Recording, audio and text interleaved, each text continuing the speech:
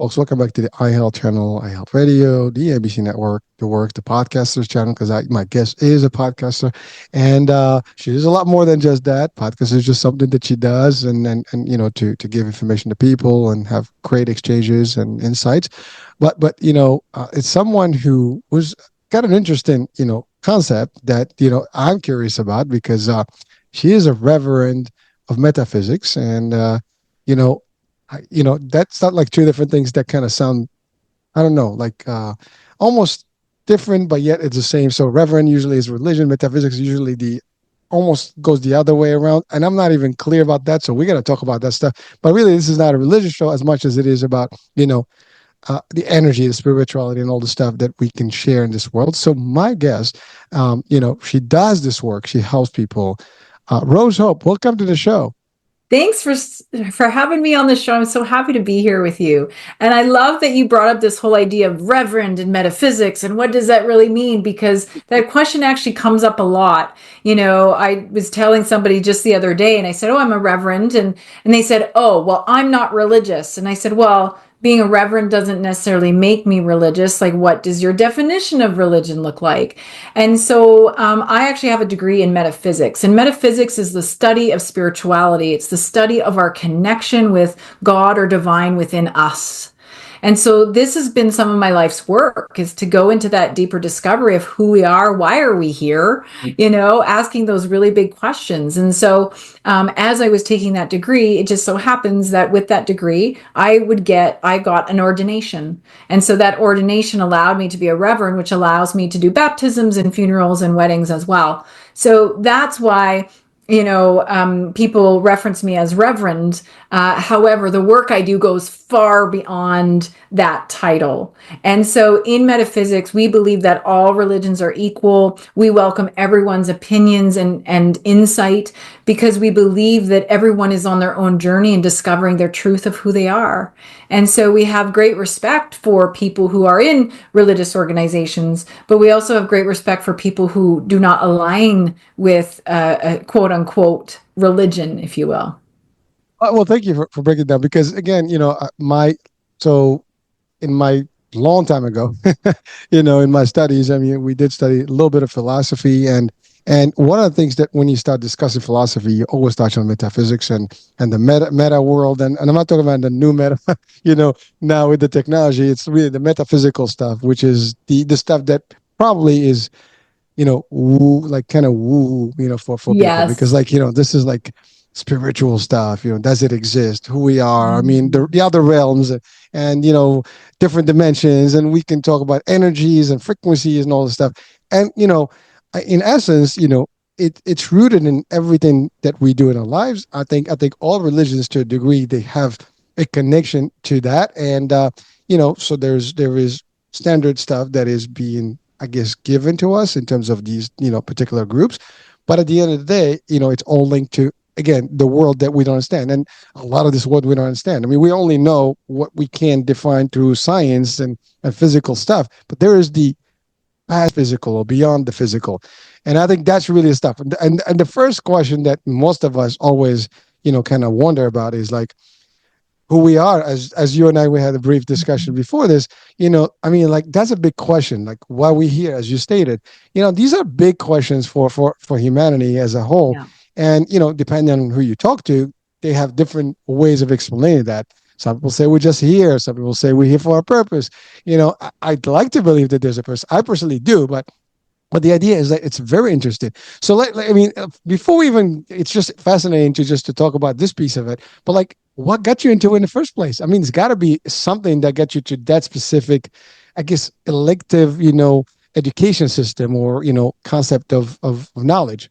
Yeah, I actually had very much a science mind growing up. I loved science. And so I spent some time going down that science side of things.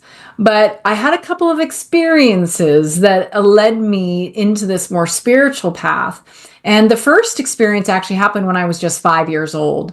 So I was eating one of those round, hard jawbreaker candies. Do you remember those round, hard candies? And Oh, I don't know why they let kids eat those. But anyway, I was eating one of those, and my dad said, "Go sit down before you choke." And I went to go sit down, and sure enough, I choked.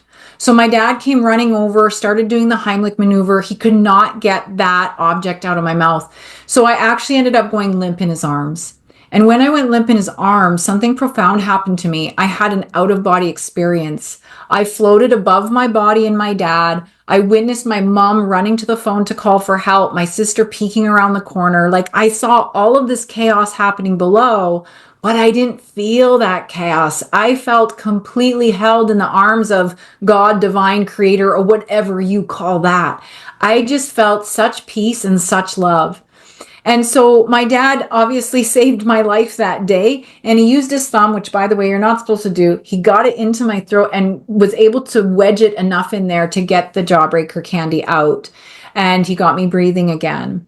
But that experience really shifted things for me because not only did I notice more of my intuition coming to the surface after that, but I also really felt like I had to prove to God or creator that I was worth saving.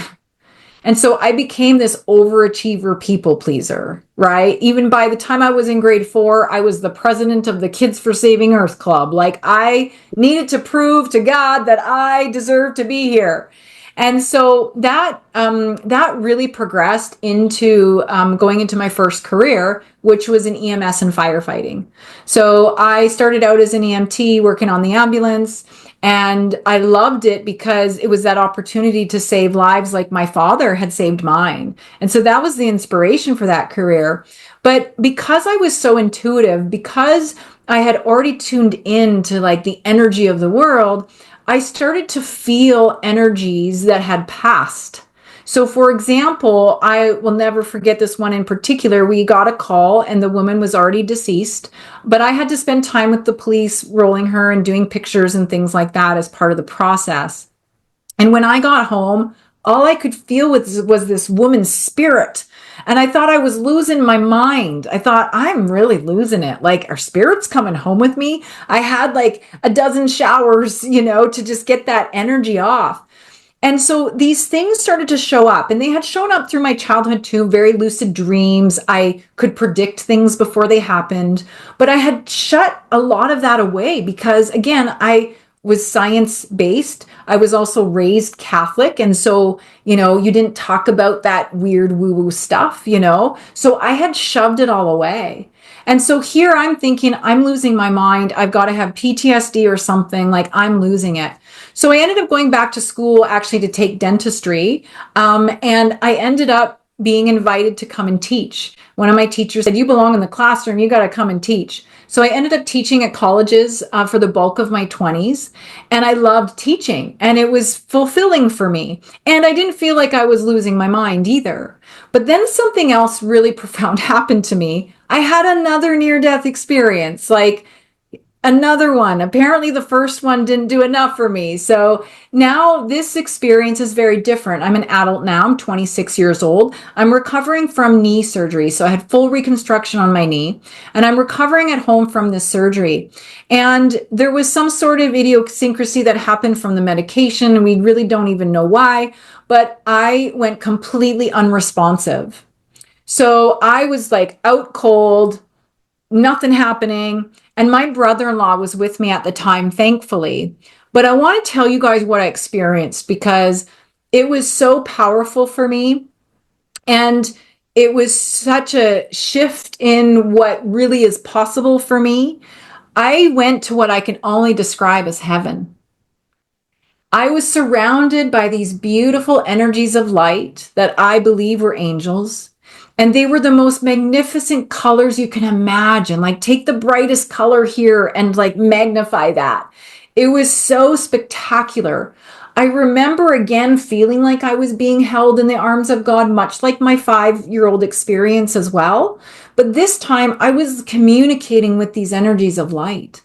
And I remember expressing, I want to stay here. This is amazing. Like the euphoric feeling I felt, if every problem washed away and I felt complete unconditional love and peace. Like it was so magic. And I remember very clearly, I heard them say in my mind, you can't stay here. You have work to do. And so I came back from that experience thinking, okay, I've really lost my mind now, right? And so I didn't know what to say. I didn't know how to express it. So I didn't tell my brother-in-law right away about the experience because he was there on the other side of that experience, right?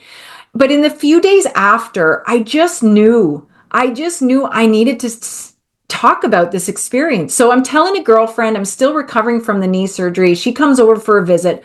I'm telling my girlfriend about this profound experience that I had.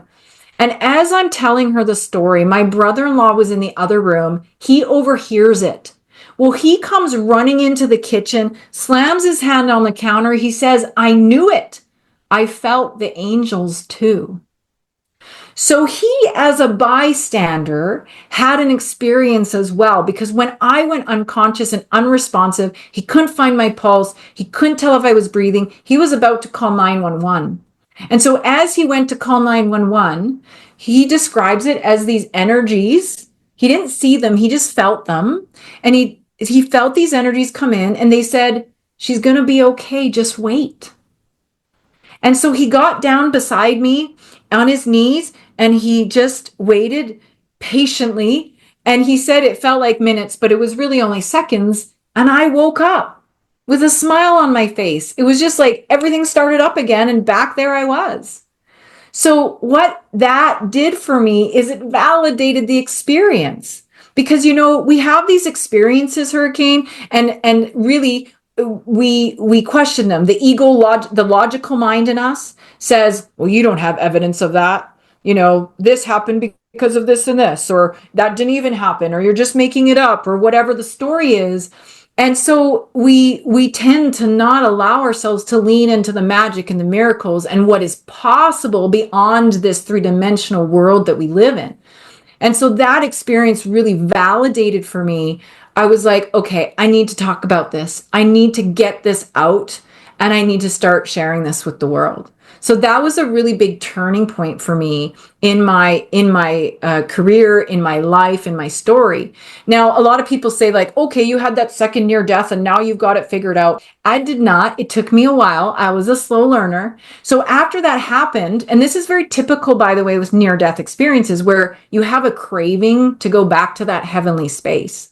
So actually, I felt into a deeper depression. I started playing the I'll be happy when game. Do you know that game where it's like, oh, I'll be happy when I have this success, and I'll be happy when I have this family, or whatever it is. So I was playing this I'll be happy when game. I was seeking heaven everywhere but inside of myself. I was looking out there thinking that if I got to these levels of success, that I would be happy and I would feel this heavenly euphoria that I had felt before. But it worked the opposite of that. In fact, I felt more empty and more distraught than ever. And I felt like I was failing in some way. So when I had my second child, I was in six months in postpartum depression. And boy, oh boy, I went deep. And in that depression, I felt like it would be better. And I just wanted to go back to that heavenly place. And I really, truly believed in my mind that it would be better if I left. So as I'm starting to think about the plan for me to exit this physical body of mine, I prayed and I said, okay, God, I can only see this one path. You need to show me another path if I'm not meant to take this path. And a beautiful thing happened. I was shown a vision to create a holistic healthcare company. And because I had gone through this journey of health as well, not only depression, but I had been diagnosed with fibromyalgia, IBS, all of the things, I struggled with my health a lot.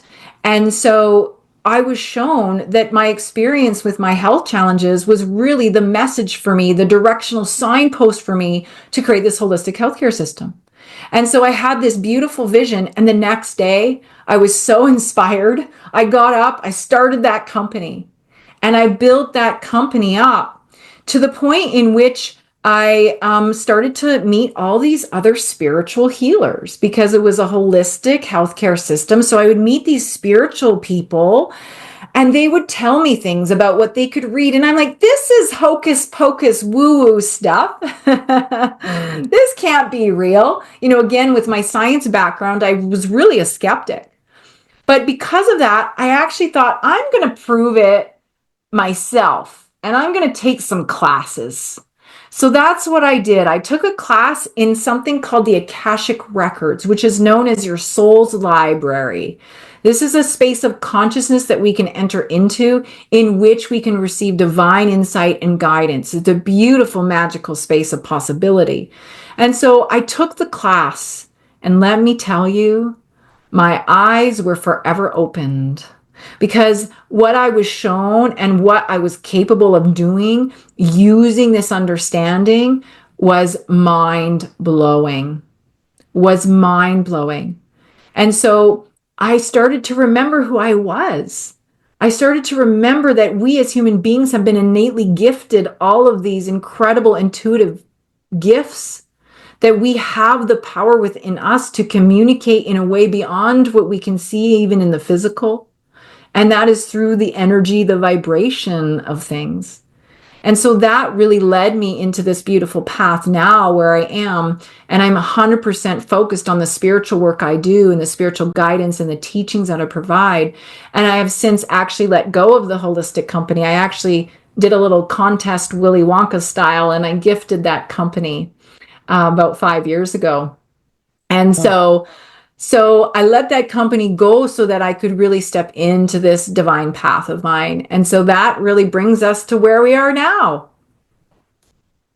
Well, there's quite a bit there. So, because I mean, listening to you, I mean, our audience are probably going to be like, okay, this sounds again talking about woo, and it's kind of, it's just an unrealistic world for a lot of people who are like more logical and Yeah, science based, and even religious. Because I think we can debate, we can actually break it down to different angles. Because when you talk absolutely. about the word of science, if we can measure it, we can add it, it makes sense. Yeah. And it's logical, then we can use that. It's almost like being in Star Trek and being, from Vulcan, whatever the planet is. Yes. But there's logic, right? But if we talk about religious, we have guidances, and they specifically have different, ways of breaking down certain things, in this world. So you kind of like, between the two angles, it's like you're in the middle of this space, and it's a big debate because Yeah. it's very difficult to explain it. Now again, I'm, as a person, I'm more in the religious world than that, but I actually kind of balance between science and religion personally, Yeah. because I think there is a very good synergy between the two, and they can go hand in hand, no problems there. Yeah. um and even in the world of spirituality, I think it is there. It's like it's almost all these exist, in the same format, in the same system that we have. The problem is we lean to one versus the other based on our own, I guess, inclinations, and sometimes people have different experiences that kind of define how well they go.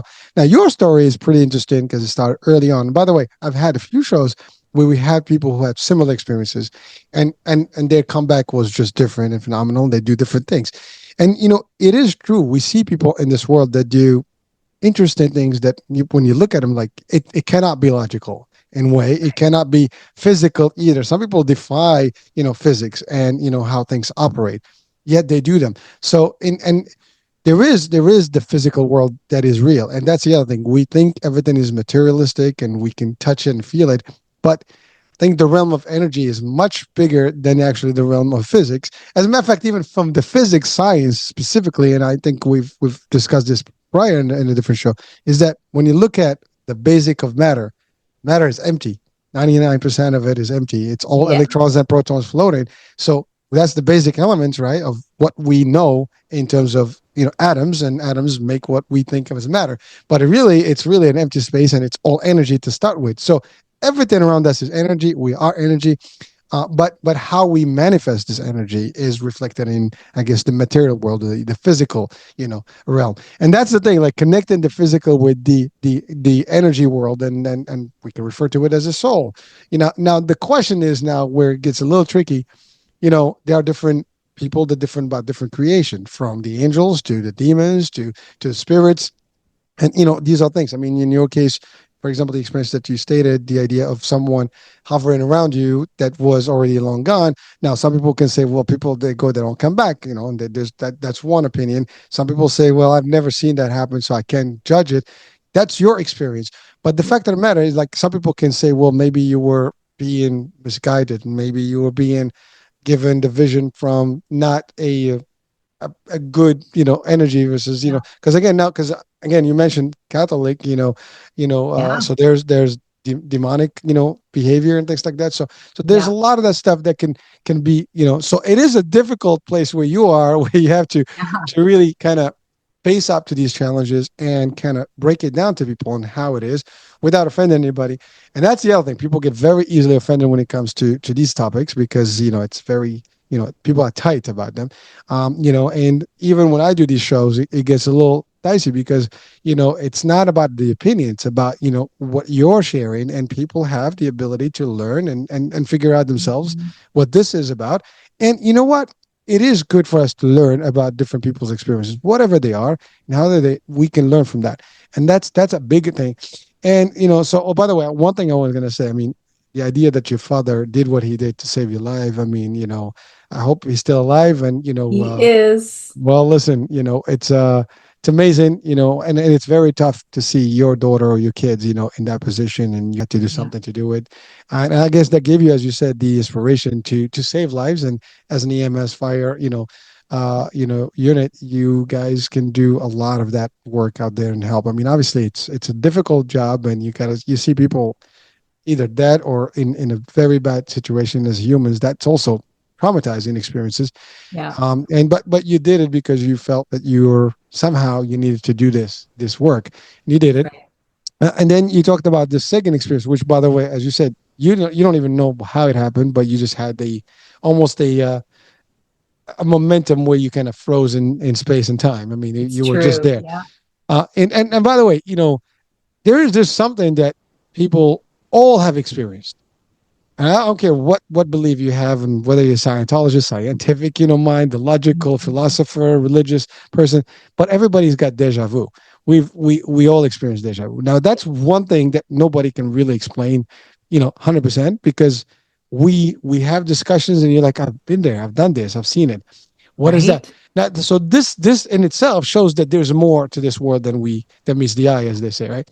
And so there's that just one thing that we all can agree on. Everybody has seen something. Everybody has some sort of a vision.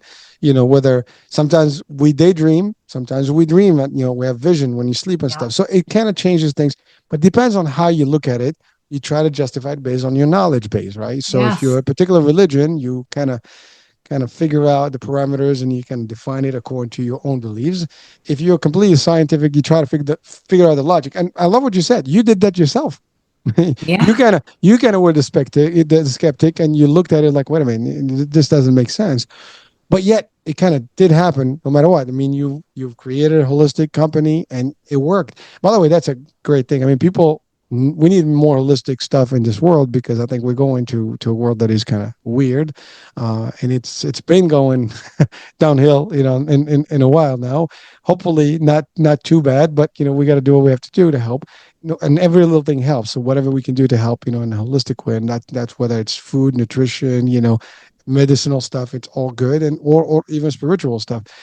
And I do believe personally that we all should seek the spiritual level, whatever that is, and, religion wise or not. I mean, some people call it religion, some people call it, but I think everything is some sort of a religion when you define it, Hmm. for that purpose. What it is different, right? We all have different names and practices or tenets to our practices, but it is almost, a known fact that everybody on this planet kind of follows a path, whatever that is. Now, so you gave up, your holistic, company, and you started the work that you do. Now, let's bring our audience. What is it exactly that you do in this work? I mean, are you assisting people to kind of feel better, or kind of get in tuned with their, energies, frequencies, vibes? How do you break that down to people? A little bit of all of that. My goal is to help people to see that they can create heaven on earth. And it's not outside of ourselves, because, I did that playing the I'll Be Happy When game. In fact, in order for us to create heaven, we have to lean into the heaven within us. And it requires us to build a relationship with ourselves. So my mission is to show people that if they're a little bit curious, that they can lean into this beautiful journey with their soul. And we do a lot to avoid that. We make all sorts of excuses, all sorts of distractions to avoid going inward. But I will tell you from my experience that going inward was what allowed me to manifest the life that I live now. Going inward was what allowed me to deepen the love in my life, to fall more deeply in love with myself. And this is an invitation that I welcome anybody to go on this journey of getting to know who they are and allowing themselves to see themselves as this multidimensional being. So there's a lot of aspects to us, and oftentimes we get kind of muddled and lost within ourselves. In metaphysics, we have the higher self, which is known as the God self or the God mind. Okay. We're extensions of divine or extensions of source energy. And so we have that innately within us. Then we've also got what we call the false self, or known as the ego mind, the ego mind. And so the ego mind is intact to keep us safe. You know, thousands of years ago in the cave people days, that ego would say, oh, there's a bear, run from the bear, run from the predator. And it kept us alive. But over thousands of years, what has happened is that ego aspect, or the logical aspect of our mind, has actually hijacked us, and it takes over. And it tells us all of these stories and all of these lies that hold us back. It holds us hostage. And I'm going to give you guys an example of this because I want to share with you how potent that ego mind is and how it can convince you of things that aren't even true. And you can probably relate to this. I'm sure at some point you created a story in your mind about someone or something only to find out it wasn't the truth, right? So I was actually working on a degree. So I have another degree in health management and administration. And I was on the final exam of my final class. Like I was at the finish line of this degree. And I'm writing the test. And as I'm writing the test, my ego comes in and it's like, you're failing. You don't know any of the answers. This was happening because I had failed a previous exam in another class, which I successfully rewrote, but it was still playing in my mind. And so when I finished this final exam, I was convinced, I was sure I definitely failed this test. I get to my car, I bawl my eyes out like I am so upset about this. I get home and I email my professor and I say, I know I have to rewrite this exam. Can you please tell me what I need to work on? Because I just want to start studying for it now. Like I want to finish this degree, right? And my professor emails me back and she says, I don't know whose test you think you wrote, but you got 87%. I had convinced myself I failed when I had 87%. This is how powerful that ego mind is. It gets hooked into a story, and if we're willing to listen to it, it will allow us to play in that narrative. And so oftentimes we have trouble separating ourselves and becoming our own witness. And this is one of the biggest tools that we can do for ourselves and humanity is to become our own witness, to be willing to step back and say, hey, wait a second. Is that actually true? Is that really the story? Or is that story just coming up because of a past experience that I had? And that's the narrative it wants to play. And so the invitation is for us to become that observer, become that witness, and build relationship to these aspects of our being. Build relationship to God, to the divine within you. Build a relationship to this ego mind. And once we start to do that, we start to be able to discern what is true and what is not true. We now get to lean into the power of God, or again, divine, or Allah, whatever you call that. And we get to receive that divine information without it being clouded by the false self. And so one of the techniques that I suggest to people is to give those aspects of you a name, which might sound a little bit odd, but I'm telling you, if you can give your ego mind a name and you can get it to step aside by simply saying, thanks, but I've got this. Oh, thank you. I know you're keeping me safe. You could even ask the ego, oh, where is this really coming from, and get insight for it before you go down the rabbit hole of believing it to be true, right? And so this is the cause of most of our suffering here too, by the way. And so if you can give your ego a name and your higher self a name, you get to become the mediator. You get to take the control back. Instead of letting that ego mind run the show, you now run it. You're supposed to be the boss of the ego, not the other way around. And so once we start to get into this position of personal power, then we start to see more clarity. We start to make better decisions, more aligned decisions. We have less stress, less anxiety, less shame, less of all the things that we really feel are not helping us along the way. Yeah. Well, so there's a few things there, that I'm just curious about because I'm listening to you, and it sounds like, self belief. It sounds like being positive versus negative, like incline yourself towards the positivity versus or positive self. It's almost like the little cartoons, the good guys and the bad guys floating Yeah, around. the angel and devil on the shoulder. Yeah, Yeah. so it's like you want to be like, taming one versus the other and leaning towards the better one. But also, it's an interesting because I'm hearing you and I do a lot of, well, we have these shows that are mental health shows. And, from a psychiatry and psychology, it sounds there's a lot of that play here because I think there's a lot of power of the mind that can make or break someone. And it's Yeah. how we talk to ourselves. I mean, having that self talk is powerful. And now you almost put in a bridge towards the psyche, of humankind in terms of like how we have to behave, and it's kind of like, it's amazing. I'm listening to you, but all this stuff is almost like connected. The religious part, the science part of it, the logical part of it, the It psyche part is. of it, the energy part of it. It's all one big, jumbo piece that we have to kind of connect, and kind of piece together.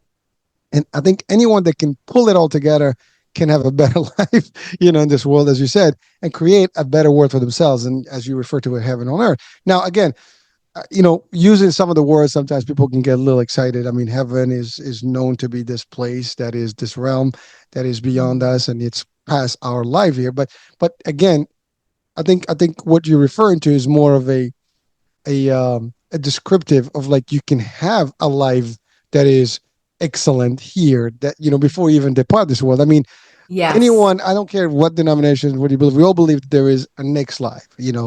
Some people believe in reincarnation, people like purgatory, and there's a good place and a bad place that's awaiting all the creation, so and stuff. But also you talked about like how there is the divine connection, which means the better self of us, the higher person that we are.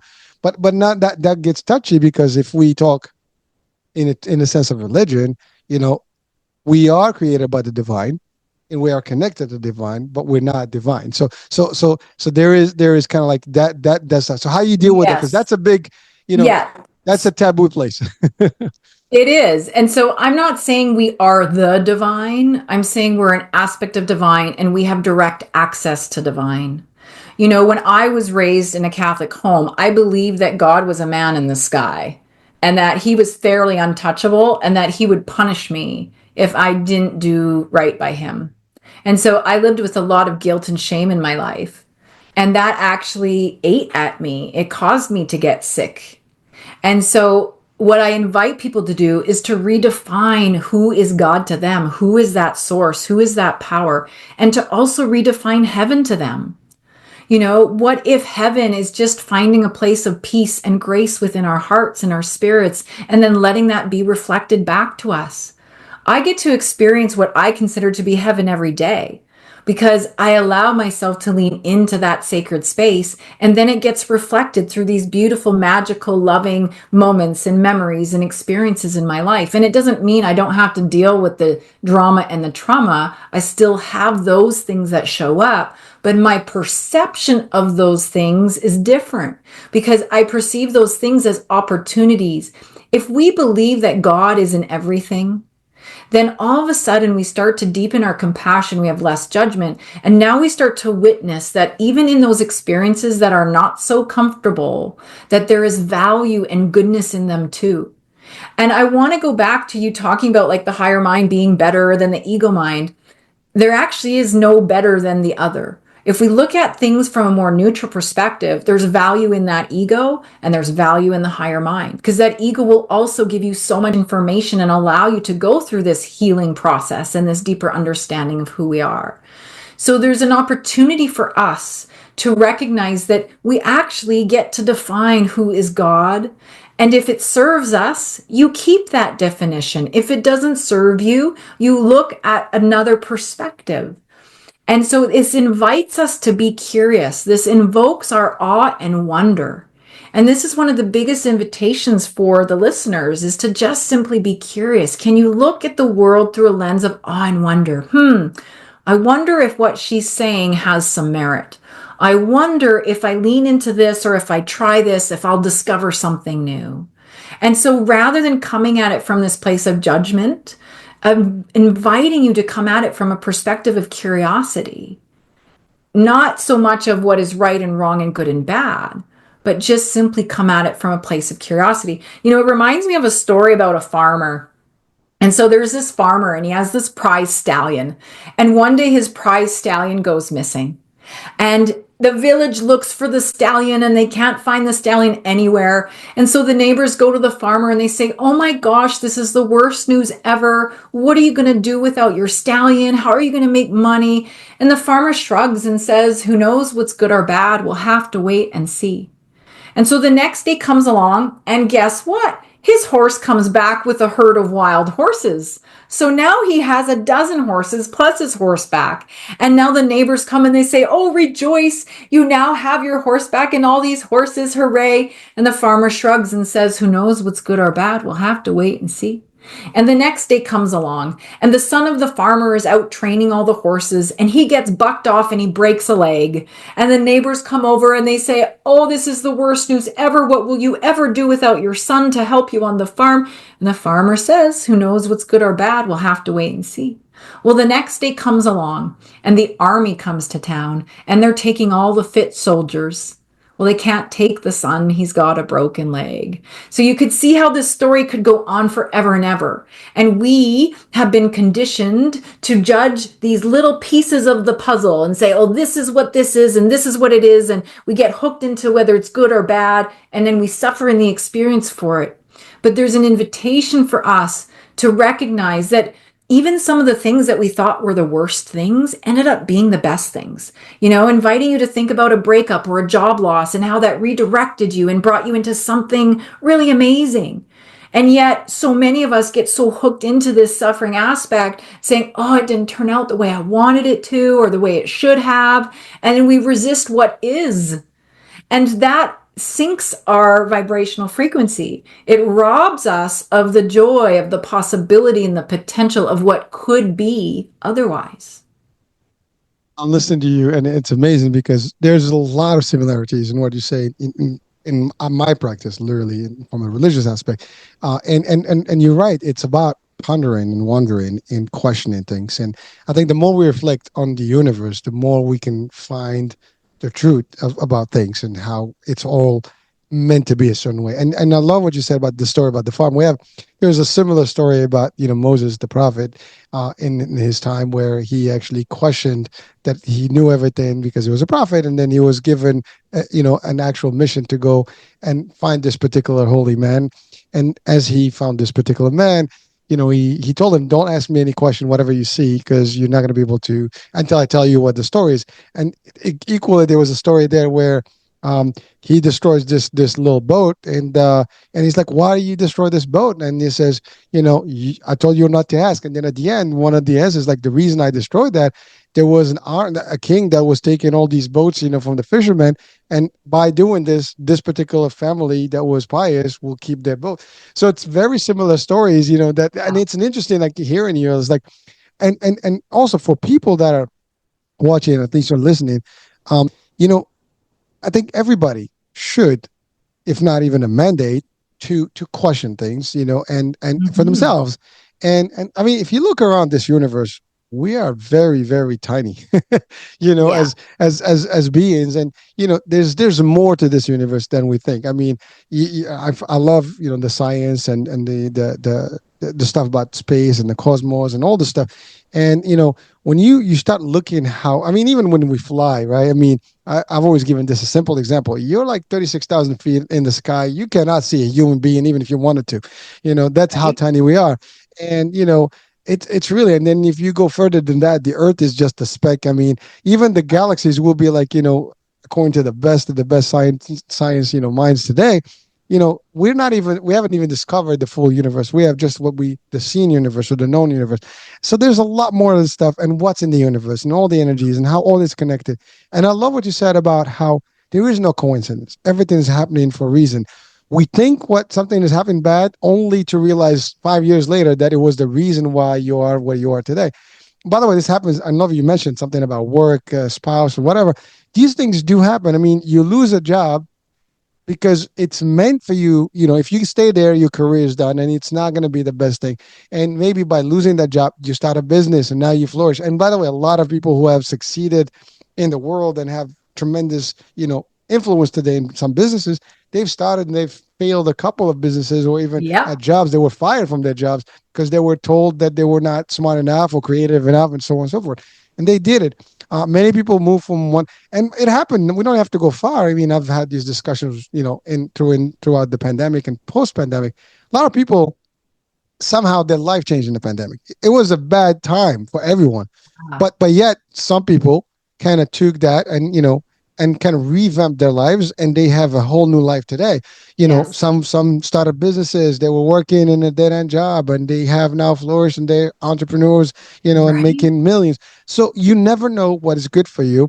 But I love what you said. Is the idea. And by the way, again, when I give the descriptive about the two, that's more cartoon stuff.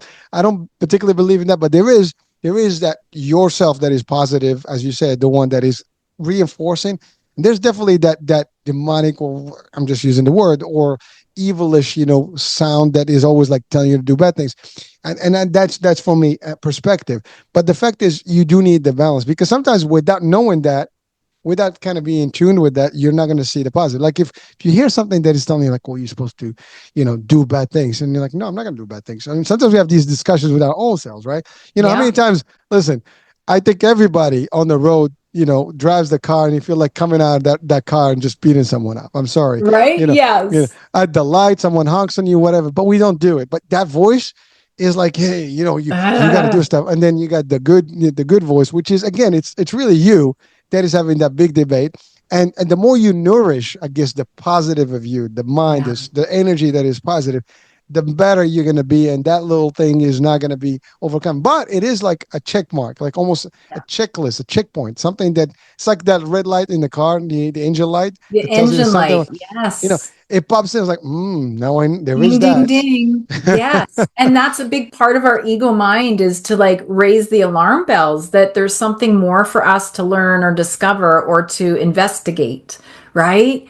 And yeah, this idea of like, that bad voice saying, oh, do the bad thing or whatever, I think that a big part of that is for us to experience the contrast. For us, we live in a dualistic world, light and dark and good and bad. And so it allows us to learn. It allows us to grow. If everything was roses and butterflies all the time, do you think we'd be evolving the way that we're evolving? Probably not. Because there would be nothing that would challenge us, that would invoke for us to be curious, to unpack all the layers of the lifetimes or this lifetime, all the traumas and dramas and things that we've been through. So it is a really beautiful perspective when we can see that there again is value in all things. And our job is to squeeze the value. Our job is to say, what's in that for me? What's in that crappy experience that I just had that I wasn't so happy about, right? And inviting us to receive the value of that. And if we can start to do that, I really do believe that we as a human race will start to have that deeper compassion for one another and start to recognize that there's a much bigger story here that we just can't see all of it. No, it's amazing, but you're touching on something even bigger here, because the idea of us understanding the two realms, the good and the bad that exist in life, and like I said, the world of duality. Because without hunger, you're not gonna feel that you need to eat. You can starve to death. Without pain, you're not gonna be able to protect yourself. So pain is an interesting thing, Yeah. because it gives you the balance. As you said, if it's not dark, you might not want to sleep, and it's gonna affect you. So all the stuff is happening. Without rain, you're not gonna miss the sun and the beautiful stuff. When you look at all these things that we see that they're dark or bad, they're there to actually kind of as a guide for us to actually appreciate Yes. everything else that's positive. And most of us, we don't, again, if we don't reflect on these things, we might not even see them. But the more you start thinking about like, oh wow, well, without the bad days, you're not going to appreciate the good days. You know, Yeah. it's like if you don't feel hunger, for example, you're not gonna feel bad for someone who's really poor and not Right? eating and stuff. How would you even relate to them, right? You know, when you Yeah. have pain, you know, and you see someone, you're gonna like, oh man, I feel bad for them. I know what they're going through. Yes. You know, so sickness, illness, you know, bad relationships. I mean, sometimes those bad relationships teach you all the stuff that you know. Now you can find a better person. But I Exactly. love it because if you start doing this, as to your point, you can be enlightened enough that now you can have much better experience because you know what to avoid, you know how to create a better environment for yourself, and in a sense, you know, it's like being in heaven, you know, meaning although Yeah. I mean, again, that's a big word for a lot of people. You know, we cannot comprehend what heaven looks like and stuff. We have all our vision and views of what it looks like, and it's this beautiful place that everybody is longing to. Because I don't think there's a one on this earth that may not have lived or will live that would not want to be in heaven. I mean, Right? Yeah. just the descriptive that we all have. I don't care what belief you have. We have this beautiful picture about heaven, right? And you know, you go to an island that is beautiful, and you're like, oh, this is like, you know, it's Feels an pretty island. All right, heavenly, right? exactly. Yeah, Yeah. we use the words, but I mean, I could just imagine that, you know, and I know, at least from my own belief, that place is something that we can't even imagine. That's how beautiful it is. Because I Yes. think we are not even up to level to imagine what it looks like and what it will look like for us if when we transit to that world. But you're right, you still here. You know, there's no reason for us not to be there, and there is that practice. As a matter of fact, even from religious, you know, perspective, you can by being in a higher place, by you know really bringing your better self.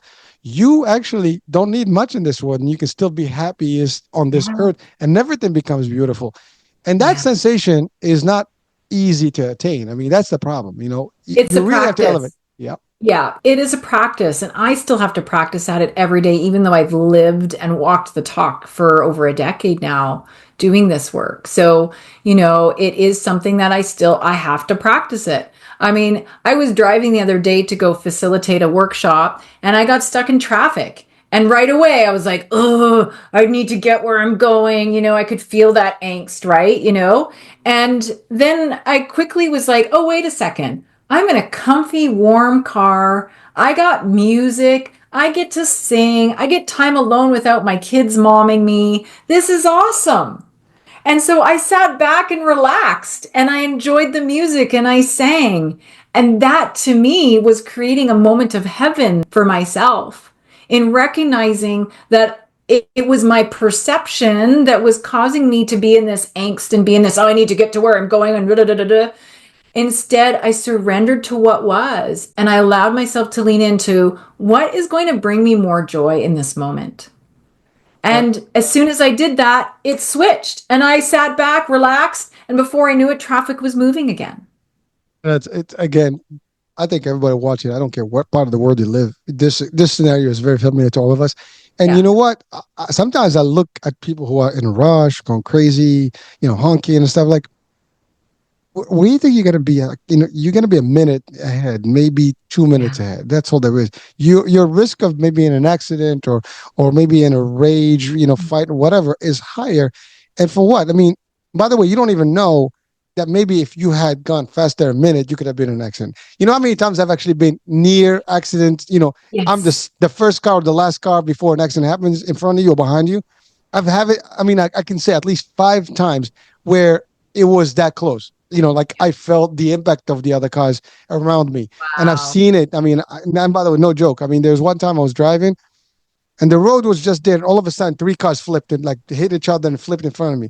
Another time, I moved literally, and I hear this big loud boom. I look in the mirror, and a car just got dismantled behind me. It was literally the next car in the road, but you know, after my car. You know, my wife. Yep. This true happened. My wife literally was under an overpass, and a truck fell in front of her in on somebody else's car.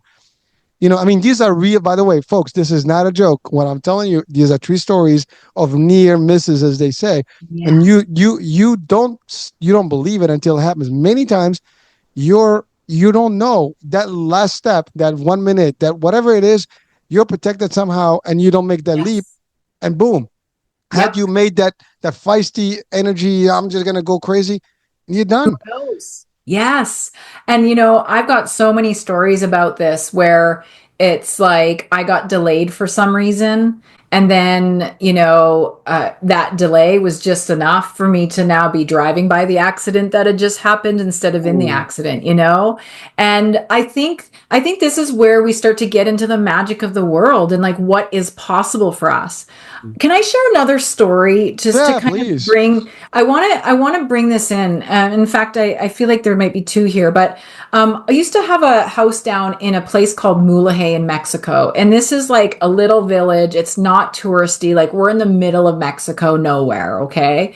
And a local villager had told us about this beach with all these seashells of all shapes and sizes. And so he drew us this little map and we're going to go on this adventure. So my partner Dan and I get in the truck, we go and find the village. We find this what is not really a road, but it's like a sand path. And so we drive for 20 miles. And eventually we come into this beautiful beach. Sure enough, seashells everywhere. So we get out and we collect the seashells. Now, I have to tell you, it's plus 42 degrees Celsius, which is like 100 million degrees Fahrenheit. Okay. It's hot. Okay. Like stifling hot. Okay. So we collect these seashells and we hop in the ocean, cool off, get in the truck to leave, and the tires are spinning. We can't move. And so we get out, we try and dig ourselves out. Like, again, we're in the middle of nowhere. Okay. There's not a soul to be seen. Okay. Nearest village, 20 miles through the desert and through mountainous desert. And it's plus 42, just to put in perspective. So I pull out the cell phones, no service. So now I'm panicking. And especially because I watched Narcos Mexico the whole flight down. So my mind goes to the cartel finding us and killing us for sure, right? Which is the illogical fear. But then I start to realize I'm like, 20 miles, like we're far away. It's plus 42. We have very little water here. So the reality check, starts to check in here that like we're in a really serious situation here. I don't know how we're going to get out of it. So I'm putting together some water. I don't know what we're going to do. My partner Dan continues to try and dig us out and, lower the tire pressure, like all the things. And we just keep getting more stuck. So I took a breath. And when I took a breath, I heard in my mind to start walking. Now, I don't know where this message came from, call it God or divine or what have you, but I heard the message start walking. It didn't make any sense for me to start walking at the time, but I thought, okay, you know what? I'm just going to listen. So I packed up the water. I said to Dan, I said, I'm going to start walking. Keep doing what you're doing and just try and catch up to me. Cause like we got to start making tracks here. And so I started to walk. And as I'm walking, I'm praying. I'm saying, okay, God, send me an angel. And I'm thinking like, how is that even possible out here? Like there's nobody out here. And a few steps in, Dan catches up to me and we turn a corner down a road. And so we're walking along and not more than like 10 yards away from the corner we turn, over the horizon comes a white 1-ton dually pickup truck with a winch on the front of it. Now you have to remember we're in the middle of nowhere and Yes. exactly the vehicle that we need to get out miraculously comes barreling down the road. I said to Dan, I said, am I making this up or is this a mirage? Like, is this real right now? Because it didn't even make logical sense that there would be anybody out there and especially what we needed to get out. So anyway, sure enough, the man pulls up. He says, what are you guys doing out here? Like nobody's here. Like I shouldn't even be out here. Like, what are you doing? And we're like, we're stuck. And so he came and he saved the day. The moral of the story is this: we can choose to listen or not, but we have a beautiful inner voice, an intuition, if you will, that direct connection to God or source, again, whatever you want to call that. We have this in us. And I'm inviting you to think about the times when you heard this inner voice inside that said, go this way instead of that way, slow down, do this. And it was right. Listen to that because it's guiding us and it's showing us what is possible. Had I not started to walk when I did, we would have never seen that truck. We would have never seen that truck. And so this is the power of what is possible when we're just willing to even listen a little bit. Even just a little bit, creating the space for that intuitive guidance that we all have. Everybody has this. It's just our freedom of free will to choose whether or not we want to listen. And I got to tell you, the more I listen, the more profound and beautiful my life gets. Now they refer that to as the sixth sense, right? That's right. Intuition, gut feeling. It is real, folks. I mean, how many times you don't feel right about something, and rightfully so, you don't make a move, and then things don't happen the right way, and that whatever that feeling you had. Right. A lot of people tell you, if you, even in the police work, intuition plays, in the business, intuition plays, in situations, intuition plays. As you said, that voice, that thought that came, or voice, or whatever we can define it, it happened at the exact time because there's something that's happening closer. And as you said, had you been a minute later, you would have not seen that truck, and the truck would have not seen you, and they would have passed. Things are, folks, it is a fact, and again, without even being religious or anything, things are going to happen the way they're going to happen. There's a design. We have to kind of really almost like be a dish, and just get the frequencies, receive. And the stuff is all around us. And by the way, I'm a religious person, believe it or not, and I believe in what I believe in. But these are things that I can apply in my own belief, and they're real, and they can apply. I see them, and they manifest, and these things actually happen. Anyone, doesn't matter what part of the world, these things are not new. You're not hearing something that hasn't happened or you haven't heard before. Listen, I've had a similar experience. I literally got caught in a riptide years ago. Mm. I was 18 years old. We were surfing, and I got caught. I lost my board, and that was it. I was literally, 2 hours in the water, thinking that this is the end. And you know, I don't know, by the way, this is historic because in this was overseas in Morocco, and the odds of you getting a rescue helicopter, 30 plus years ago, would have been almost impossible to even imagine. And I didn't get one; I got two of them come out.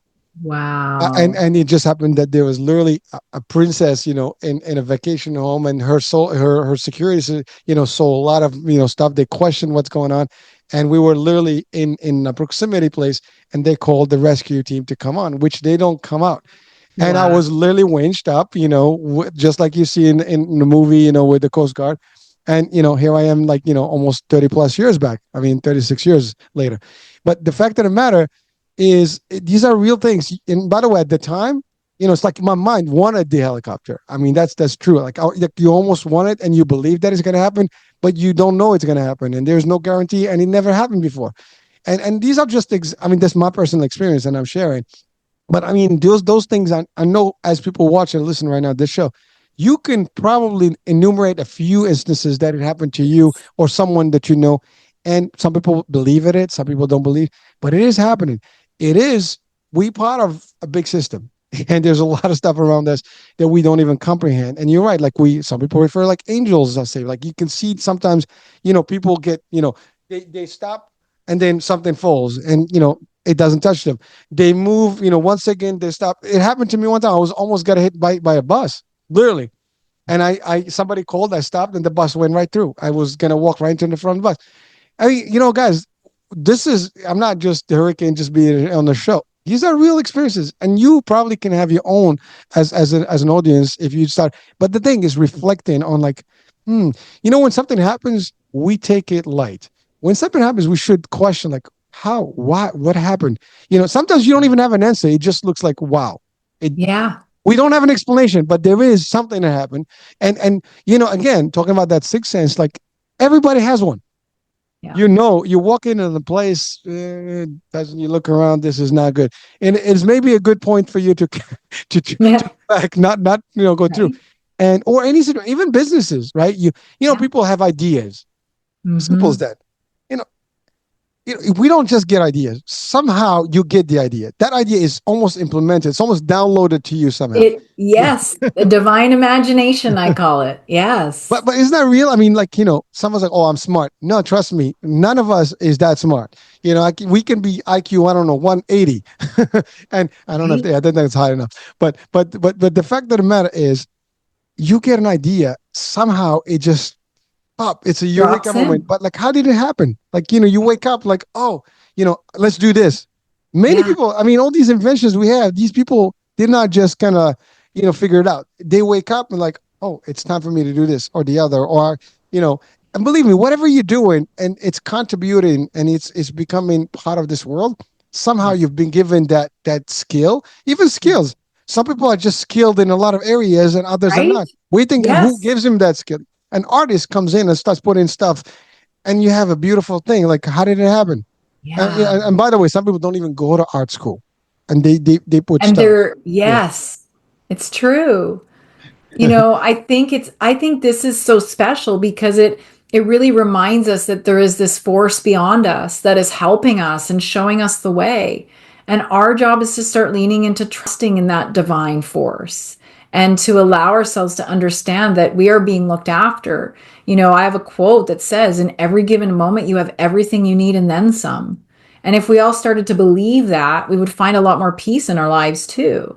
But I understand that it makes it hard when we live in this conditioned world that says, oh, we need to have this and it looks like this and be this and show up like this. And so there's a little bit of what I would call deprogramming for us to work on so that we can receive so much more abundance and we can start to lean into this ability of manifesting, the lives that we desire, and for us to build this deeper relationship within ourselves. And I really feel like that's part of our purpose here, is to evolve, to simply evolve. Like, what if that is the purpose for us to grow and learn here? Because the more that we evolve, the brighter we shine, and the more we give permission for other people to do the same thing, you What our know? tagline is: time to evolve. I love it. It's funny. Yeah, it is. But I love what you said about, like, we can. And by the way, evolve here is not. We're not talking about Darwinism and stuff. I mean, that's another type of evolution. But we're talking about evolve in the spiritual realm, like, In the in consciousness exactly, realm. exactly, and Yes. being a better person, being a better energy, better, Yeah, because that stuff really spreads fast. I mean, it positive does. energy, you cannot miss it. If someone walks into a room, the aura is strong. If they're Yeah. positive, you just kind of feel You something. can feel it and you get pulled to them too, right? There's some people that you just feel magnetized towards, right? And so oftentimes it's those people that have something figured out, they're not allowing themselves to get swallowed up in the fear and in the worry and the anxiety that, much of society is getting swallowed up in. On that aspect, I mean, believe it or not, if you talk to religious people, like, figures, or people that are very religious in practice in general, they tend to be at a higher level in the first place because they are already in tune with a lot of it. And by the way, it doesn't matter what believe, but the idea is that they kind of go beyond the Yeah. obvious. They actually have better tolerance. They have a much better patience. They're a Yeah. lot more at peace. They can really be good of an assistant. They're not anxious. They're not really too like negative. It's all about the positivity, and it is really, again, talking about the connection to the divine and being at a higher being yourself. But you put that up. You pump that energy up as being, the more you pray, the more you get closer to the divine, to the end, Yeah. to God, right? To the creation. I mean, not creation, the creator. You're always gonna get to a level where, like, you're gonna be higher than most people who are not. And you're gonna see things differently than the average person. What you're Yeah. doing is really tapping into that energy, that connection, and making a difference in your life. And certainly, the people around you will feel a lot more peaceful. You will, Yeah. when you walk into a room, people are not gonna feel like, oh, this girl. You're like, oh, Right? wow. And Yeah. imagine if everybody was like that. I think this world Oh would be a much gosh, we wouldn't want much to be better hanging place. around with anybody. Yeah. I think there's like this beautiful power in that because again, like I said, when we allow ourselves to vibrate and lean into this building this beautiful relationship with ourselves, what happens is we naturally will evolve the people around us because they're looking at us and they're saying, "I want more of that. I want to lean into that." And so it's like an invitation for people. If we want to change the world, we've got to change ourselves. We've got to work on ourselves. because what will happen is that you will become the reflection for other people and what they really want in themselves as well. And so it's a beautiful process when we look at that and we say, okay, if I want to change the world, I've got to change myself, and I've got to allow myself to grow and to evolve. And in doing that, again, we give permission for other people to do the same thing. And we invoke and inspire them to be able to lean into what is possible, right? It's amazing. I'm listening to you, and what you stated here is really the ultimate target that should be all of us, right? You know, we all have to seek that level when if we can do that, if we can walk into a room and really be the inspiration, the motivation, and the energy, and we can make change. But you said it best is that none of this happens unless we change what's within, right? We have to remove ourselves from the negative and bad energy, and get just to the positive and the higher power and the higher energy, and that will literally just in itself be eminent in your in your surroundings, and everybody will feel that, and you'll be and again, society is what, a bunch of us. So Right? if each one of us makes a difference in themselves, we all going to be better and better, and that's all there is, and it will be a chain reaction. And that's the thing, like, nothing changes in the wholesale and you change the retail, right? The elements, right? It's all, again, we're talking about the basic atom, right? One individual at a time. And even in these shows and stuff, the messages are like one person at a time. And when you're talking about, by the way, there's a movie that I always refer to as the Matrix, right? Yes, I mean, the Matrix is pretty powerful in a it is. concept. There's a lot of questions that the Matrix brings to the surface. It Is this does. world real? Is it not real? I mean, what it is? But believe it or not, when you start analyzing it, it's deeper than you think. This is deeper, and Yeah. you opens up your eyes to, like, this world is more than what we are. It's Yeah. more than what we see. It's like having that pill now, and like when you start That's opening right. yourself up to the Yeah. wow, you see the world differently than the average person. And you never see it the same way. Anyways, once you open up, you can't even switch that You back. I can't go mean, back. There's no going back. there's no.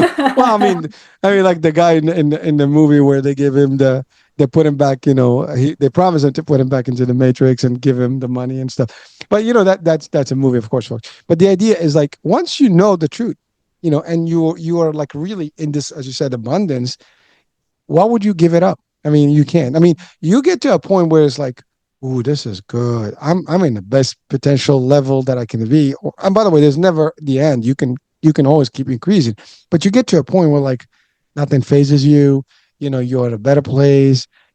People can get excited. You can always kind of diffuse that. You're not really in. So you're in again. And by the way, there's a lot of discussion on meditation and Zen, and these are all things that kind of tie it Mhm. into the world that you're in. And when Yeah. we talk about spirituality, there is meditation, there is Zen, there is, feeling, in that there is less, negative, there's less being mad and angry at people and stuff. Yeah. You control those things, as you said. You could have literally got excited about that delay. Well, like, okay, you looked at everything that was happening that is positive, as Right. opposed to what was the negative, and that's all Yeah. there is. And that's the thing. We don't, sometimes take the moment, like, well, it is happening. I can't change that, but let's make the best out of this. Let's And that's the choose reality. something differently. We have the conscious choice. Mm. We have the power of free will. It's one of the greatest gifts we have. And I'm not saying don't hold space for the anger and the frustration. We still want to honor those emotions. Again, remember, it's our perception that makes them negative. And so we still want to hold space for that. I had an experience this summer. I was really sick with pneumonia, and I recognized that it was layers of grief. I had lost over 20 people in my life that I hadn't grieved their deaths. And so I had all this grief. And so that pneumonia was the alarm bell that said, hey, you need to look at what's going on here. What have you not dealt with? And it was grief. And so what I do is I hold that grief loving me. I oftentimes I'll even hold my hands like this, like I'm holding a sweet little bird or a bunny or something. And I'll say, hey, grief, I see you. It's very sad that you're back again. What are you here to teach me? So I actually honor that energy. I see it and I hear it, because energy, they're just like children. They just want attention. They just want to be seen and heard. So I hold space for myself to be frustrated or angry. I hold space for that and I ask it what it's teaching me. I invite it to show me. And in doing that, naturally, what happens is that energy is not so heavy and dense anymore. It's not so overpowering anymore, because it says, oh, okay, good. She sees me, she hears me. And already it's not as heavy. Already it starts to alchemize or to shift, because I'm honoring and holding space for that. It doesn't mean I'm going down the rabbit hole and feeling it more. It just means I'm saying, hey, I see you. What have you got for me? What is this teaching me? What is it showing me? And even if the answer doesn't come right away for me, I've now opened up that opportunity, and already that grief is dissipating for me. It's not holding me hostage anymore. So again, there's that invitation for us to still hold space for the things that we perceive as not so good, or the energies and the emotions, but then to also from that place then consciously choose, okay, do I really want to feel this way? Do I really want to feel angry about a thing? Do I really want to feel resentful? And if the answer is no, then we can say, okay, what do I want to feel? How do I want to look at this? And then that opens up the possibility of looking at it from a totally different lens or angle. And sometimes all we need to do, folks, is like step to the side just a little bit to see a totally different angle. And then all of a sudden it's like, oh, okay, now I get it. Now I can see. So, yeah, it really comes back to this opportunity that we have with the power of our free will, and the conscious choice we have to choose how we show up in the world and choose how we respond to the environments around us. And there's great power in that, and we all have it. It's amazing. There's a couple I want to just throw in there. One is you're referring to like being really aware. I mean, you're aware of the situation. You address the situation. You're right. The negativity is going to be there, but how you deal with it is the whole concept. Some people Yes. feed it.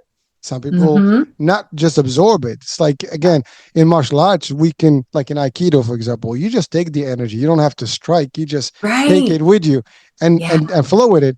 And that's exactly what you do. You absorb it. You know it's there, but you control it because now it's not, too heavy. And when you move with the flow of elements, I mean, again, I mentioned rip current. One way to save yourself from rip current is to go with it and slowly swim to the side. But if you resist it, you're done.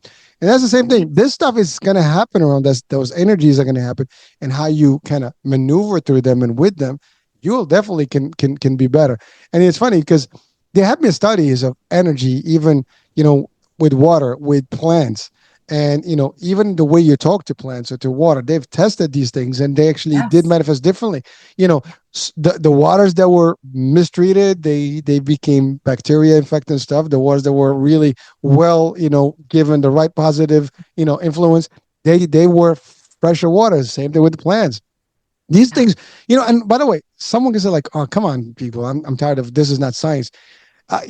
Science is only the education, the way to discover things. Basically, there's an Yeah. observation, and there is an actual process of elimination of why it's happening and how it's not happening. And we just Yeah. basically dissecting things to see how they work in different environments.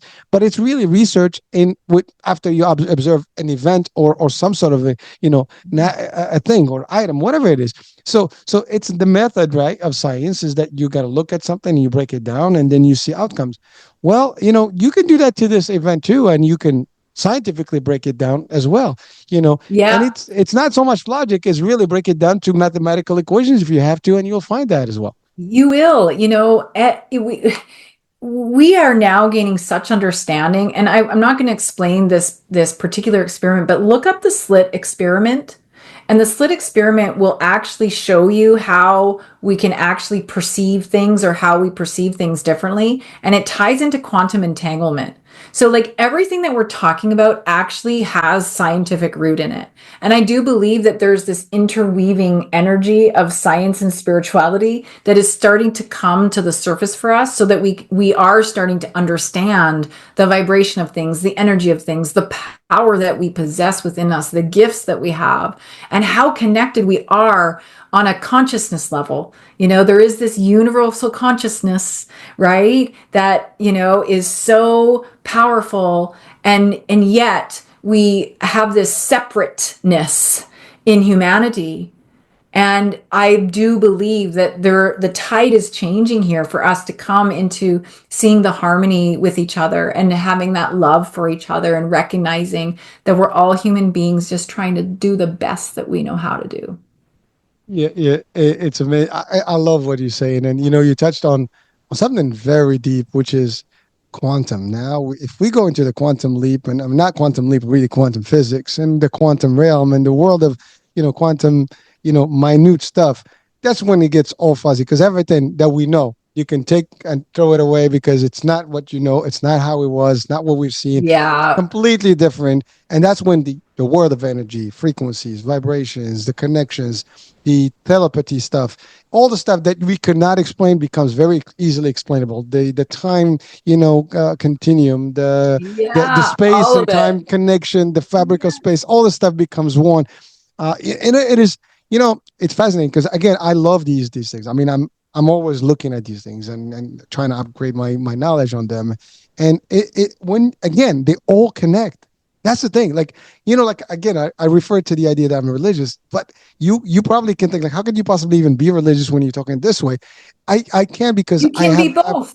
I've been able to connect the dots to them, and it Yes. works for me. Now, someone can say, "Well, you're not religious enough. You're not this, whatever," and that we can debate that part too. But the idea is, it's more about whether it's feasible or not. Can I explain it? Like I literally look at the text that I follow, and I look at the things and try to find context in the text of the things that I experience in this world. And there is a connection. There is everything that I need there. So it explains to me, so it makes sense for me. But really, it is a fact. Now you talk about quantum stuff that is really new to us. I mean, this whole Yeah. world of this type of level of minute, creation or minute, world space that exists around us, it's all us. Yeah. You and I, this energy, the lights I have, everything, we all kind of interacted. I mean, interacting, at this point, and we don't even know it. Like sometimes you can think of someone when you're close to someone. I say my wife Yes. and I, literally, my kids, they look at us, they're weird because she looks, I look, and and we say the same thing at the same time, or I can almost read her Right? thoughts. Like she's thinking of something. I'm like, hey, what about this? Like, yeah, that's exactly what I was Yes. thinking. By the way, it happens also. You think of someone, they call you. Fact. Totally. You know, Yes. by the way, these are not, maybe someone can say, well, yeah, there's demonic stuff, maybe whatever it is, but it's still connection. So there is some sort of a telecommunication that happens in the cyberspace, of our Yes. minds, of the energy level, and it still connects. But at the end of the day, it's working, it's happening. We Yeah. can't explain it. I mean, we can. If we get deeper into it, we can see it. And in your world, you already are there. You've studied enough, you understand it enough, you practice it enough. So now let's talk about that because we've exceeded our, but this is an interesting discussion. As we said, we're just going to go with the flow. But so how do you work with people, and what kind of services do you offer in Yeah, Rose Hope? thanks for And circling back to that. Got a little distracted in our it's all good. conversation, but yeah, so I specialize in the Akashic Records. This is known as the Soul's Library. It's a space of consciousness that we go into. We use a prayer or meditation to access. And so it is a divine space where we leave the ego at the door, no biases, and it just goes into this beautiful, loving space.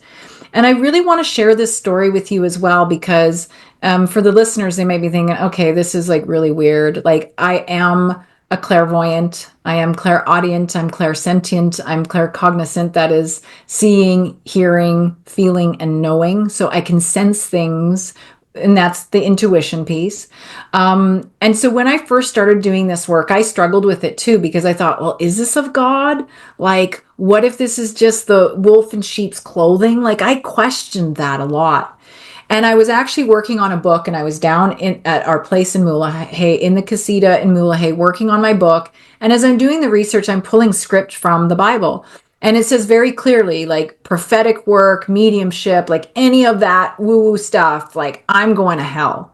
So I'm reading this, and my heart is sinking. And I'm like, okay, I prayed on it. I said, okay, God, I need you to show me a sign that I am doing work of you. I need you to show me that this is good work and that this is helping people.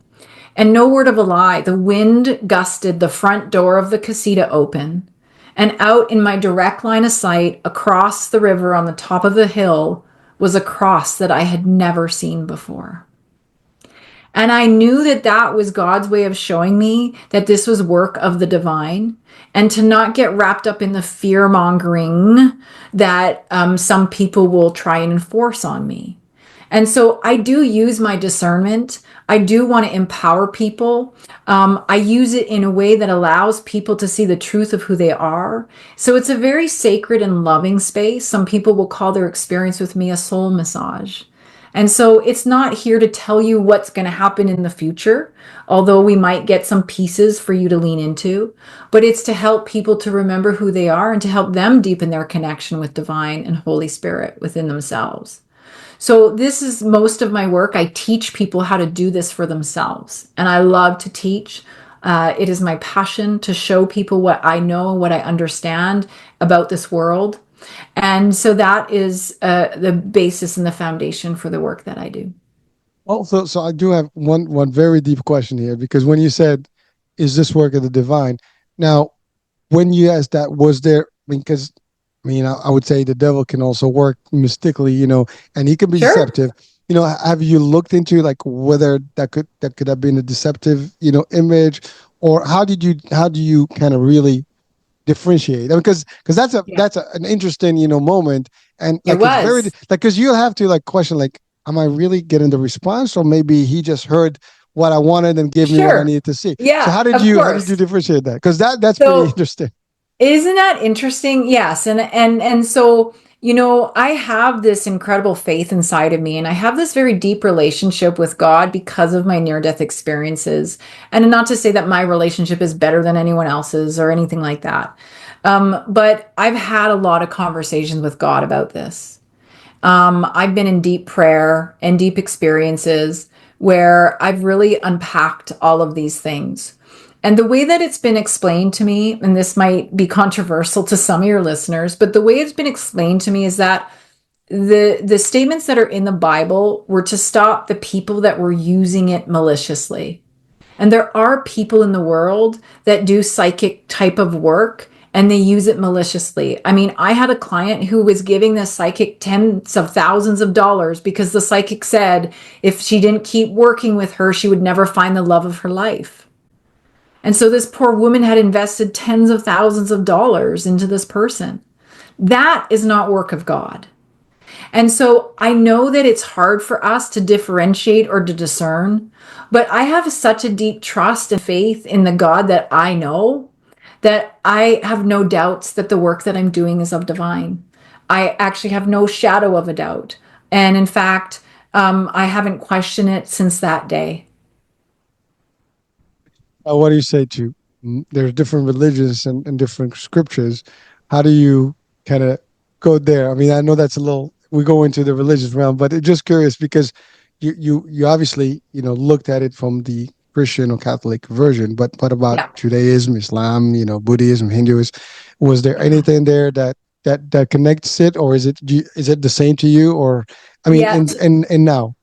Yeah, so to me, I see it as essentially the same, in which I understand that the teachings are there to keep us in humility. I understand the teachings are there to ensure that we do live better quality of lives and do good things in the world.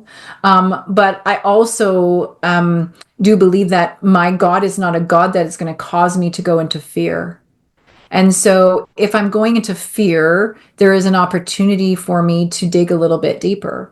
And so that's what I do. If anything comes up that worries me or causes me fear, I'm like, okay, where is this coming from? Is it really true? Right? Again, building that relationship with the ego aspect of myself to understand it more fully. So I'm not saying that I'm right, but I'm saying that I know what my truth is, and this is what I believe, and I'm very convicted and I'm very confident in that truth. So, when I look at the people I've helped, I don't think in my EMT days I actually saved anybody. I always felt like I got there too late. But I will tell you, in the work that I've done on the spiritual side, I have saved numerous lives. And I've helped numerous people to come to a deeper understanding of who they are. I've helped to reduce their suffering. And I don't think that can be work that is absent of God. Do you use any kind of meditation specific, or even hypnosis, or none of that? It's more. Yeah, so the work that I do ties in. Like I also have my neuro-linguistic programming certificate. I do bring in some aspects of meditation. I bring people through meditation journeys, but I do them all through the space of the Akash because it's a very sacred and safe container in which to do this work. And so I'll bring in different methodologies, of course, and also tie in the teachings of metaphysics as well. Right. And yeah, so that's quite a bit. Well, one last thing. You talked about being clairvoyant, and but you did say that you don't predict the future, because I mean that sometimes can be Mhm. a questionable thing. A lot of Yeah. people may not Things believe. change. Energy changes all the time, right? So do you believe that people can see the future, or they can only see what is already occurring? It's a really loaded question, and we'd have to go down the dimensional timeline rabbit hole there. But I do get glimpses of things. I have predicted weddings and babies and all sorts of things. However, what I love to do is I tell people that there is an energy of something showing up for them. So, for example, I recently read a client and I said, "I feel a business. Do you have a business yet?" And they said, "No, but I've been thinking about it." I said, "Okay, great. Here's what I'm picking up from the business. And you have an opportunity to investigate or to be curious about this pathway." But it's never set in stone, right? Because that person might get distracted by this, or they might have to evolve something within themselves. So I never ever give timelines because, of course, there is actually no space and time when it comes to in the quantum realm, right? Um, so it's really about showing people what's possible. So the way that I see it is being showing people what's possible. I think people that get caught up in predicting and saying, oh, in a week time, like so and so is going to die, or this is going to happen to you, so don't do that. If we're causing people to go into fear and insecurity, that's not work of the divine. And so what the way that I work is that it's an invitation for them to be curious. I'll pick up on a few things and I'll say, "Okay, if you want to lean into that, great. Take what resonates, leave what doesn't." But I'm telling you, if there is a reader or someone that you're experiencing session with and you leave there feeling unsettled and in fear and worried and panicked, then I would just invite you to really lean in and say, "Is this the right person for me to help me and guide me?" Or to go back to that person and be able to ask them, say, "Hey, I'm feeling really unsettled. Can you help me out here?" Because it definitely causes some concern there. Or it's a red flag that I would say. Well, so here is a simple thing that based on the discussion we had today. I mean, if someone really connects directly with the Creator, and the divine, they wouldn't even need any of that. Trying to figure out what Yeah. somebody else to tell them what to do and not to do, because they'll be connected Exactly. directly. So, This is the whole point. We I all mean, have the ability to directly connect. And so my job is to just show people that they have the power to do that. I don't want people to come back to me for years. I want them to get the skills and the belief and the knowing and that God given connection and access so that I'm out of the picture. I'd like to put myself out of a job, to be honest, because I'm not attached to that. What I want to invite people to do is to know that they have the power within them, that they can connect, that they can get the answers. And so that's why most of my focus in my business is to teach people so that they can go and they can have that direct access and that relationship, you know? So that's my mission work. I don't want to hold people hostage to feel like I'm the crutch for them. If I'm doing that, then I'm not serving the highest good. oh, it's amazing. But the reality, I mean, I think you broke down to everybody watching and listening right now the idea that We have a direct access. You don't need the third party. You can literally just, ask and you shall get, and in due Yeah. time, based on the circumstances. And Yeah. there are things good for you, things that, and your intuition, all that stuff gets Yeah. literally fed right into you if you actually It seek it, does. the connection. Yeah. If you're open. Yeah. I mean, obviously, some people reject, believe, and that's on their own, right? I mean, Yeah. and by the way, again, you mentioned free will. That's another thing. We have that.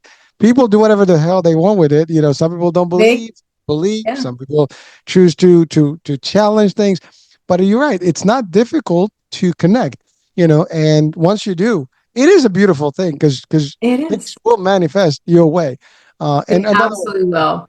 we're Yeah. talking about I have a whole different belief system, but we're I'm in agreement with you because that connection, we all have that. We Yeah. can do it. We don't need to do anything more than just trying to connect with. And you said it. We all have from our creation that same energy level We and do. same connection. It's amazing like how we don't even look at these things that way because no matter when I say this, I'm not generalizing. Obviously there are a lot of people out there that are in connection, through their faith, through their belief, through Yeah. through their religion. And some people are completely in denial or they refuse that. I mean, there are people that say there is no divine, there is no, creator, there is Yeah. no higher energy. And by the way, again, we have the ability to say yes or no or accept and We not accept. And do. that's but here's the thing. You talked about living a better life and a heavenly life, and you would probably have a better life when you're connected than if you're not. I mean, yeah, Absolutely. it's funny. I give the analogy to my kids sometimes, like, well, you want to connect, you know, to the internet, right? You need a connection. You need Wi-Fi. You need a modem. If you don't create a connection, there is no connection. There's a Yeah, you plenty need the of tools. Some of us need exactly. the tools, and that's where my work comes in because I give people the tools, to get out of their own way, to see that they themselves have this divine connection. I often give the analogy like if I put my hand on my face, I can't read my palm, it's too close to me. And so this is a challenge a lot of people have is like they ask a question of God, but they're so close to it that the ego gets in the way and they can't really see the truth of the answer. And so that's why there are people like me to just help us to discern, help us to see a bigger picture and to get out of our own way. But you're right. This is all for us. And again, the invitation's wide open from divine to say, hey, I'm here. I'm with you. You want to lean in or not? Well, it's one thing that you said earlier that probably as an exercise for everyone to do, and the idea is to kind of like back off a little bit and just Be the witness. yeah, look at things. I think that's the thing. We don't take a moment. We don't take a deep breath. We don't stop. We don't pause, before we act. And we don't kind of step back a little bit and kind of question things. And that's the thing.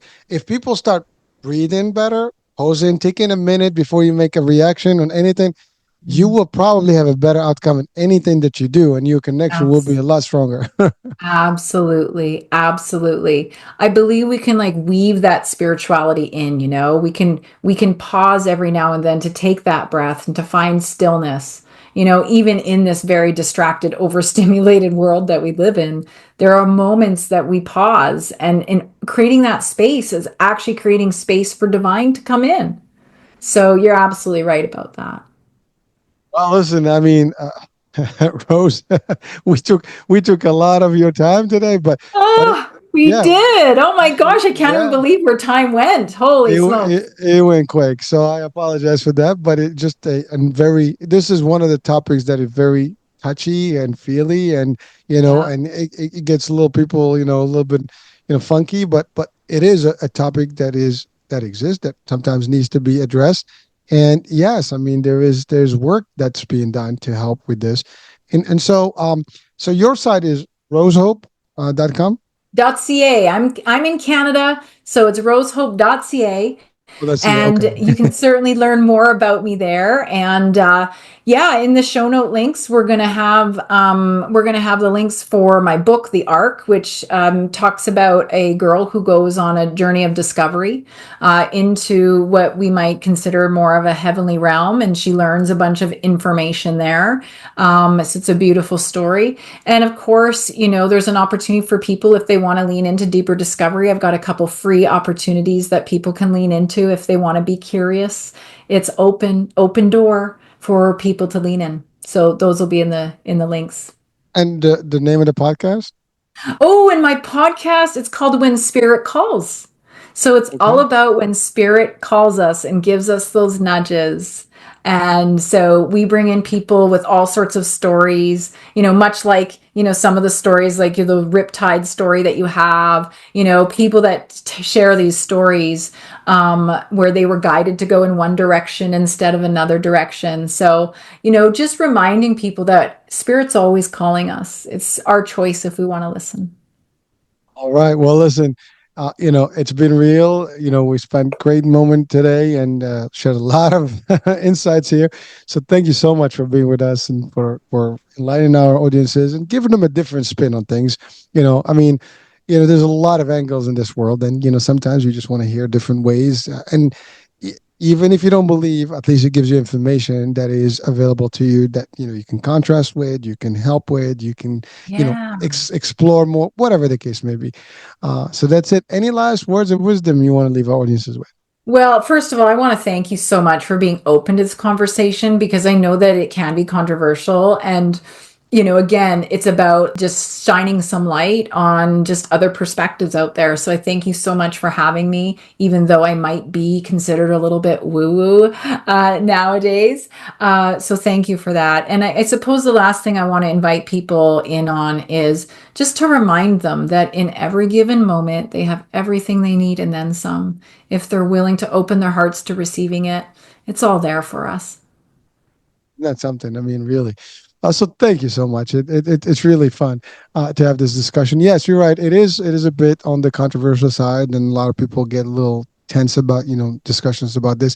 But the idea is that again, there's two ways to look at it. One is to reinforce whatever you believe in, and if that's the case, because this can Yes. actually be a good way to. It's like doing your test, and you're like, no, I'm just thinking too Validate. much. Yeah, Yeah, validate whatever it is. Or if you're not sure, this can open up a whole different realm for you, as we're talking about realms here. So hey, do absolutely. your thing.